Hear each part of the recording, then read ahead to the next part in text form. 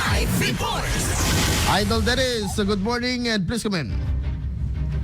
In kalintigan manen ni Sangguniang Palusod Member Atty. Jason Badal Pereira nga saan edited kin alter iti video ane propag iti session ang nakaarestaran ti sa lalaki iti masamparian iti sila iti lawag iti session iti galman pinilutan ti konsehal ang ibaga iti speech na nga haan nga altered when edited iti video gabo ta tinangalat iti video kita maysa nga barangay official anak kay matang iti kamar pa operasyon in bagana nga sang illegal iti panagala iti footage during iti operation kasi may sa ebidensya iti maysa nga aktibidad no operasyon iti law enforcers in bagana bay kada iti kita kababain gapo ta iti kita hanakayat then nahanama ako di statement iti pulis ang bagada ma-altered when edited kita kamat na video suman iti nananay nga panagsarita ti kong salbay iti previous speech na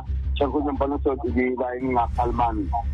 Statement coming from the PNP when they make it clear, when they posted it, published it stating that the video that they have given to the national court without any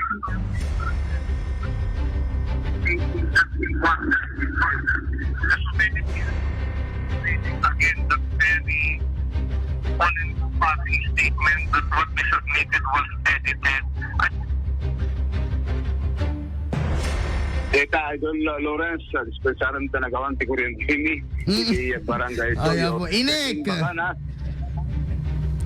In Bagana, nga dati Idol Lawrence kita haan nga altered, sang edited, gaputa na putol laing, gaputi pa ng pasardeng, iti sa post officer, itirating the operation in Bagana pa, kin entertain na, in dalawag iti publiko, nga awan, iti kapapakabasulan, ag-record sa video, during operation, iti biyang, ti Philippine National Police.